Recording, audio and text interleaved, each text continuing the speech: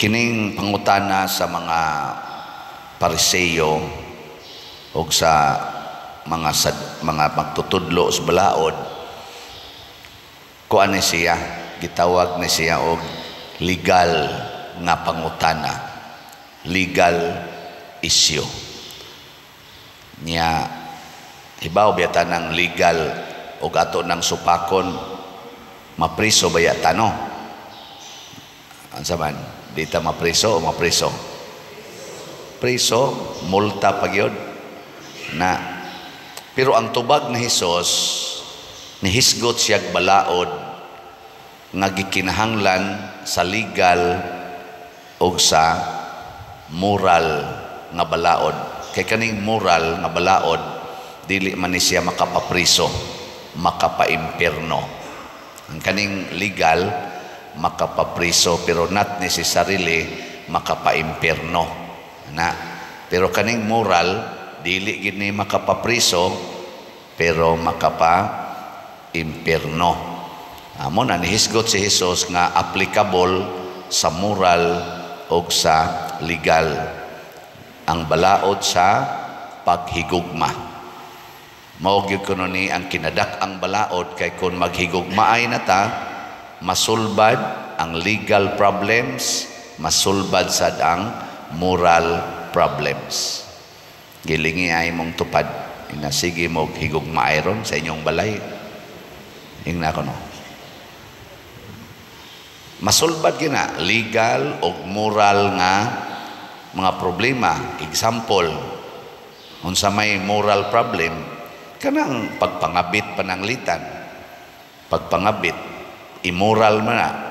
Kung ang nangabit, musugod naghigugma according to Jesus standard, mawagi ng iyang kabit.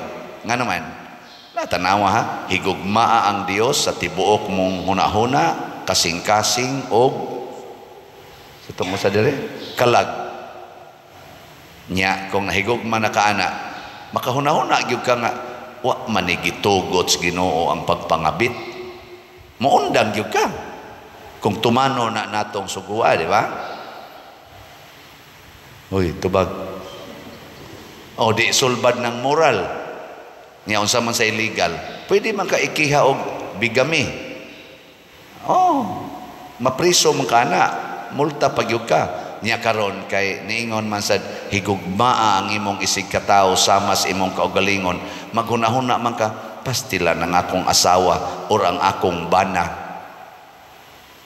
Ako ra ba sa ning isig katao, naguol gyud ron nya, masuko pa gyud to, nakapasuko ko niya, hunongon ko ning buhata. Di sulbad sang legal. Kinsa pa may mukihan ni mog bigami nga tuwa na makagapunay gako sa imong asawa nga legal or sa imong bana nga legal. Awa mo kakuha nga. Gahapon nahimo ang atong public consultation, tong hearing niya. Salamat tas Ginoo nga maayo kaayo ang atong pag resulta ato, kay nakita nako nga naghigugmaay ta dinhi ang mga taga munisipyo, mga legal offices dito or officers nya, dinhi sad ang atong mga taga barangay, labi na sa atong San Vicente o sa Santa Cruz, o ang ubay-ubay gyud nga katawhan dire. Hisgotay ta dito, niabot og mga hapit 3 ka oras ang atong gikas pagpangabot hangtod sa paghisgot-hisgot. Nindot kayo ang outcome, kay ang na-come up nga mga decisions pulos gyud kaayuhan sa katawhan, dili lang sa personal, kaayuhan sa simbahan, kaayuhan sa barangay, kaayuhan sa kaning atong panggobyerno dire, LGU. Mo nang na-approve ang atong niatong public hearing, na-aprobahan nga maghimo taog dako nga columbarium or columbary dinhi sa atong parokya. Nya hinoon giklaro sad to nga first step pa lang to, ana apay daghan nga mga i-procure nga mga permits o documents nga mo approve ni anang maong kuan. Murag nahuman na ba ang unang lakang, mao man niingon sila sa panultihon, a journey of million mile or 1,000 miles begins at the first step. Humana atong first step naman ato ning i-proceed. Proceed ta? Proceed ta. Daghan namang interested sa Columbari kay matod pa sa kisa to si Ma'am Auser sa ting karpentero ba to? Katong diha kaniingon siya murag dali ra gyud ning i-approve ning Columbari kay residential area man ni dinhi. So wa gyud conflict kay kanang Columbari residence manas mga patay. So pwede lagi nag-itipon sa residence mga buhi. Yang pasabot nga ang Columbari ang ibutang diha dili na kadtong lawas kung dili kuan na residyo bukog or kadtong abo unya pwede na siya gyud di kayo questionable in relation to health and environment. Pero mao lagi moagi pagita nindot kayo. So mahuman na siya ug ma-approve na magamit nato sa pagbayad nining atong yuta nga gi-desire nga maangkon makapahimo pagita dinhi posible og kaning 5 meter nga gilapdon sa kalsada nga tawgon na natog barangay road nga molibot na gikan diri sa main road ngadto libot nga sa interior abot pa ngadto Sasing nya balik nga ri 5 meter ang atong gipangandoy ana. So nindot na kayo nya makatabang pagyod sa pag paluag sa kanang atong minteryo kay di nadaghan kay ditong magsigig punsisok duaw na mga buko kay pwede naman sila ari diri mo duaw sa ilang mga lubong. So muna makapaluag sa dihas bahak panahon lagi adlaw pinatay daghan pagitag matabangan labi na mga parokya, mga kabos ug labaw tanan mo'y atong gamiton gyud sa pagtukod unya nianang nagpadayon na rog tukod pagkumpleto pagtukod yanang Divine Mercy nga sa Archdiocesan Shrine diha sa Garing Konsolasyon. Dako kayo na siya nga project nya matubag na pinaagi nining atong proyekto karon. Gugma ang naghari nga kining atong pagbutang og gate aning kilid ubay-ubay magid aning mga nagsigig kana ganing murag ni question ba kay legal man ni siya giklaro ni Engineer Utuhan nga di gyud pwedeng alihan ang agianan na ay balaod ana bisag wala pa na gidonate sa barangay or sa syudad basta public na siya nga agianan atong alihan makiha kita sa to mapriso tag 1 year ang nangural og pinaltihan og 5,000. Pero nakita sad ni Engineer Utuhan nga wa ta diha mo butang og gate nga wa say agianan ang publiko pulos na ay agianan diha og dire nya mubo rasad kaayo wa pagi masakripisyo nga mga balay kining atong gibutang nga gate nya ang ug ato pag yung sundan ang argumento ang mga tao makaagira gyapon gikan sa buntag hangtod sa pinakagabi unya punan pag natong argumento wala na butangi diha og padlak dili na koral maablihan ra gyud anytime kung gikinahanglan gyud nga mosulod. So sa ato pa gugma gihapon ang atong gibasihan nga before ka mo butang dinhi og gate nya ang purpose sad ana nga dili ta madisturbo panahos misa. Dako sad kay na siya nga factor natong mga Katoliko nakita gihapon na sa atong local government nga mga officers. Dako kayo ikatabang nga dili ta madisturbo panahon sa misa. Yan na, sikit ko kayo na diha. Nya gibuhatan ginatog agianan nga lapad pagyod, nya daghan pagyong ang pabor ba? Ang isyu na lang gamay kari na lang diri sa Luyo sa may barangay kay nipiit man og nahisgutan sa to. Mayon tag maghigugmaay sad na sila diha aron masulbad po ng kapiit diha. Gugma ra sad gyapoy gikinahanglan, dili gihapon ang pagpangisog tungod kay naay sentimento, tungod kay legal o unsa pa diha. Gugma gyud ana. So kanindot ana. Ako lang ning gihisgutan aron mo masayod nga kini daing gugma muhimo nig nindot kaayo nga mga kalambuan. Pero kining atong pagsigig away, kining atong pagsigig pamugos aning unsay legal, makaguba gini og relasyon.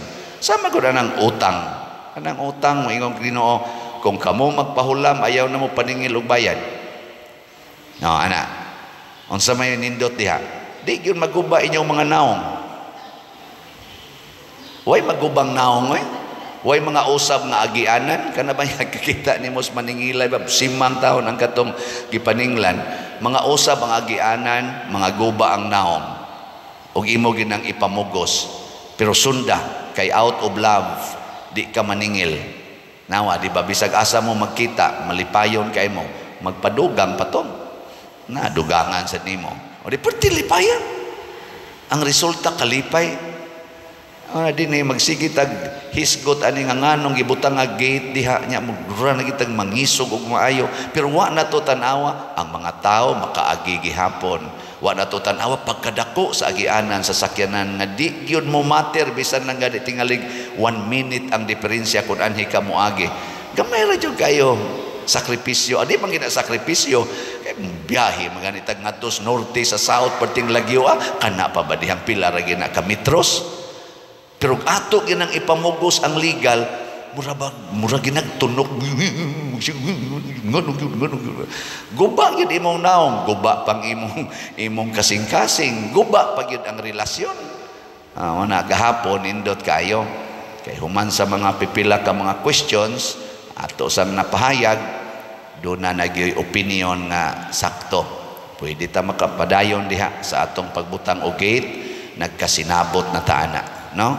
Naot unta nga ato ginang butang nga gugma. Kay di butang nga gugma, magsigir ginagbalik-balik. Mao na ang inyong mga relasyon sa pamilya. Kanang relasyon sa pamilya ba kanang magsige kag hisgot bitaw sa niagi? Awa, di ba abot ginang kaguba inyong relasyon. Kanang hisgot digid ba katong managot to ninyo gud. Moingon dai nang usa, kano sige balik anong manam ta na. Balik ko sa nimo hisgotan. Kana wa gyud kay gugma na.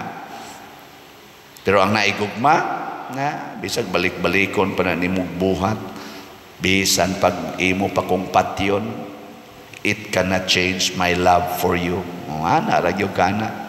Ay kana belingi ako na imong tupad. Ing na di na ka masuko ilogon imo agianan. Ing na kano.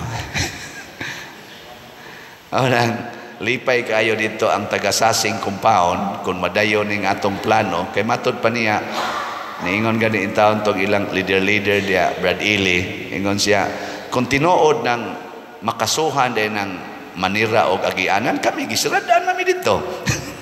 Wa lagi ni kaso, di ba? Kanang nagparking anang mga agianan gisiradaan man nilang agianan, wa lagi nikihara. Kana bang namarking niya habulan pagyud ang sakyanan diha sa gihimo na gyud bang garage ang agianan gisiradaan magina nila og atong hunaon kay ang usa ka way ilamang giangkon di ila na nang gisiradaan wa lagi nikiha diha nya public road pagyud na ana di na lang ta maghilas-hilas. No?